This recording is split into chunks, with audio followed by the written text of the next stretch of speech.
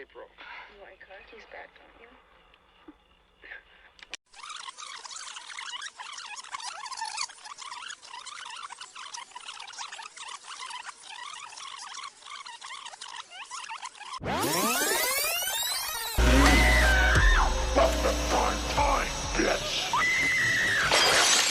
Hello and welcome to Prime Time, bitch! Laissons les Turners déguster du bon vin tandis que nous partons découvrir l'anthologie au programme d'aujourd'hui. Le téléfilm dont nous allons parler pour ce 22e jour du calendrier n'est autre que Trilogy of Terror, sorti en 1975 et réalisé par Dan Curtis. Un téléfilm qui était initialement prévu comme le pilote d'une série produite par la ABC. Ici, nous nous intéresserons au dernier segment de Trilogy of Terror, Amelia. Le cours suit une jeune femme, Amelia, alors qu'elle achète une poupée, un Zuni pour son petit ami.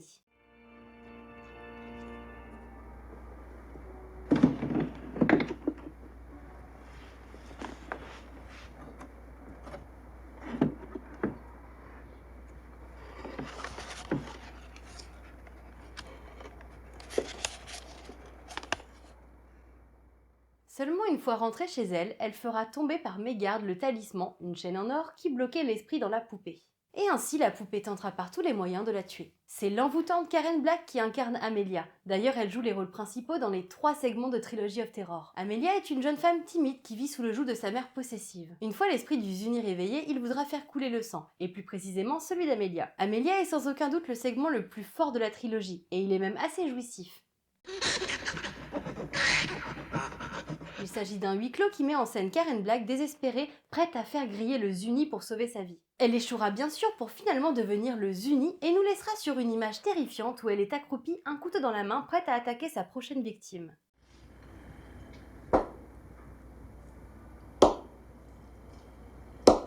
L'anthologie en elle-même est tout de même assez moyenne. Cependant, il y a fort à parier que Trilogy of Terror fait partie des précurseurs du genre en termes de vilaines poupées. Quelques années plus tard, ce segment connaîtra une suite dans Trilogy of Terror 2 sorti en 1996. Il sera lui aussi réalisé par Dan Curtis. Ici, on suit une bande de scientifiques qui tentera d'étudier la poupée Zuni, mais rien ne se passera comme prévu, et Zuni fera encore un carnage. Trilogy of Terror 1 et 2 ne sont malheureusement pas sortis en France en Blu-ray.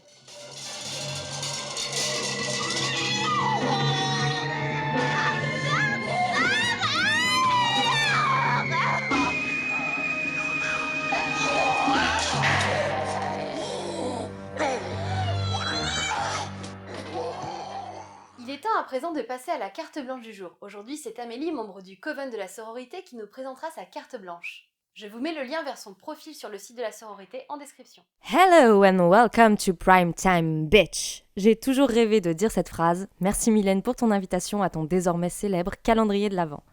C'est aujourd'hui mon tour de vous aider à patienter jusqu'au soir d'Halloween en vous faisant découvrir ou redécouvrir une œuvre qui traite de jouets pas très amusants. Et d'ailleurs, si je vous dis jouet flippant, il y a de grandes chances pour qu'une des premières images qui vous viennent en tête soit un singe, automate, en peluche avec des cymbales et des yeux démoniaques. Il est assez surprenant que ce jouet chelou nous vienne à l'esprit en sachant qu'il a peu été commercialisé dans nos contrées. Malgré ses origines asiatiques, puisque sa fabrication serait majoritairement issue des usines taïwanaises et hongkongaises, c'est bien la pop culture américaine qui a imprimé l'image de cet odieux petit singe dans notre imaginaire collectif. En effet, le jouet a connu un grand succès à New York dans les années 50 à 70 et se serait imposé dans les chambres d'enfants des petits Américains. Alors que, bon, regardez sa tête, qui voudrait offrir ça à un môme ? La récurrence de ce jouet aussi flippant qu'imprévisible dans le cinéma de genre et le jeu d'horreur pourrait venir en partie d'une histoire du maître des bouquins qui foutent la pétoche, j'ai nommé Stephen King. Et je vous propose de découvrir aujourd'hui sa nouvelle « Le singe », parue à l'origine dans le recueil Brume en 1985. Le singe raconte la découverte d'un automate simiesque par Denny et Petey, les 2 fils de Al Shelburne, lors du rangement du grenier de feu leur grand-tata, dans une ferme du Maine, évidemment. À la vue du jouet, le père de famille est pris de terreur et devient agressif avec sa famille. En effet, ce jouet, il le connaît. Très bien même. Et il était certain de s'en être débarrassé en le jetant au fond d'un vieux puits 20 ans auparavant. Mais le vent souffle, la charpente craque, le singe est là, souriant dans les mains de son fils aîné avec son rictus horrible et ses yeux rouges. Le singe lui souriait. ses yeux d'ambre sombre fixés sur lui, des yeux de poupée, pleins de gaieté stupide. Ses cymbales de cuivre prêtes à s'entrechoquer pour scander la marche de quelques fanfares venus de l'enfer. Sur son socle était inscrit « Made in Hong Kong ». La suite du récit revient sur l'enfance de Hal, et surtout comment les apparitions du singe, et particulièrement l'activation de ses sinistres cymbales, correspondent avec la mort de ses proches. Le jouet a terrifié Hal lorsqu'il était enfant, et semblait lui parler et le menacer. Si la clé pour le remonter est cassée, une sombre menace plane, puisque les cymbales peuvent s'activer quand bon leur semble, et les tentatives désespérées de Hal pour se débarrasser du petit primate animé n'y feront rien.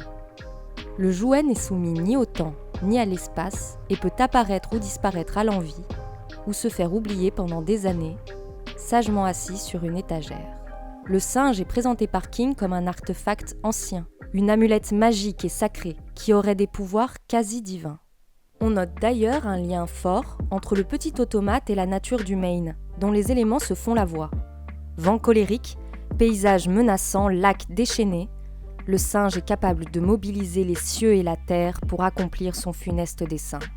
Le petit animal en peluche est à plusieurs reprises exhumé de son sarcophage de carton, comme une statuette exotique, au pouvoir mystérieux. Il est l'objet maudit, adulé et détesté, qui revient sans cesse dans l'environnement du personnage de façon inexplicable. Terni, pourri, moisi, râpé ou poussiéreux, l'animal est décrit avec le champ lexical de la déliquescence et du temps qui passe. Le déclenchement imprévisible des cymbales sonne comme un glas cruel et soudain, comme l'irruption assourdissante du deuil qui arrive sans crier gare au cours de notre vie. Dans ses oreilles résonna l'écho fantomatique des cymbales du singe. Qui est mort, Hal ? Est-ce Terry ? Ou bien Denis ? Est-ce que c'est Pity, Hal ? C'est lui que tu préfères, n'est-ce pas ? L'apparence du singe révèle toute sa nature ambivalente. Il est à la fois un jouet attrayant avec sa fourrure douce et son mécanisme mystérieux, et effrayant du fait de son regard fixe et de ses dents acérées. Son drôle de sourire lui avait plu. Pourtant, n'avait-il pas ressenti autre chose encore ? Une sensation de dégoût presque instinctive qui était venue et repartie presque avant qu'il n'en prenne conscience. L'attrait morbide que l'enfant ressent pour le jouet est proche de notre fascination pour la mort, entre curiosité et répulsion. Le singe est doté d'une aura magique, irréelle. Ses cymbales luisent d'un éclat hypnotique. Usé, élimé, sans âge, il représente l'enfance, toutes les enfances. D'ailleurs, il ne peut être découvert que par un enfant. Il est capable de faire entendre sa voix par télépathie, ou de provoquer mauvais rêves et visions cauchemardesques à celui qui le possède. Ou est-ce seulement l'inconscient de Hal qui se sert de ce jouet comme vaisseau pour exprimer ses peurs et sa culpabilité ? Car le lien entre le singe et la psyché de Hal ne fait aucun doute. Le jouet apparaît et disparaît comme un trauma enfoui, que le personnage cherche à oublier encore et encore.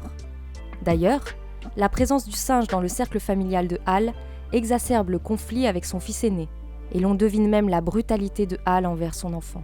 King met plusieurs fois en œuvre un jeu de miroir, faisant se refléter le visage de Hal et celui du singe, confondant la menace que représente le jouet et celle, ici, de la violence familiale.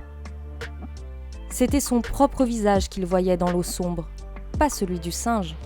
Pendant un instant, il avait cru que c'était celui du singe. Durant toute sa vie, Hal garde pour lui le macabre secret du singe. Il porte seul sa culpabilité. Il ne parviendra à se débarrasser définitivement du jouet malfaisant que lorsqu'il partagera ses peurs avec son plus jeune fils, qui ressent lui aussi l'aura démoniaque du jouet. C'est par leur alliance père-fils que les deux personnages pourront faire face au caractère fantastique du singe automate et contrer la menace.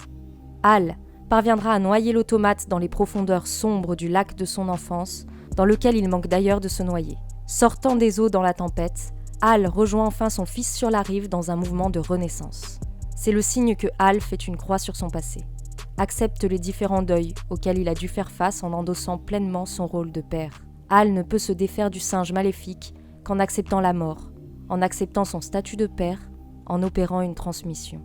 Le singe de Stephen King représente nos peurs ancestrales, celle de perdre ce que l'on aime en grandissant, la peur de vieillir et de mourir à notre tour. King insiste même sur la banalité de cet objet. Il y a un singe dans chaque grenier, dans chaque famille, dans le cœur de chaque enfant. C'est la force de cette présence menaçante qui en fera une figure représentée dans la culture horrifique, sous sa forme initiale ou diverses déclinaisons de jouets brillants et imprévisibles, pour nous rappeler à tous la menace permanente de ces macabres cymbales. Merci beaucoup Amélie pour cette carte blanche. N'hésitez pas à me taguer avec le hashtag Welcome to Halloween Mood 2022. Et moi je vous dis à demain pour une nouvelle vidéo parce que le calendrier c'est tous les jours au mois d'octobre.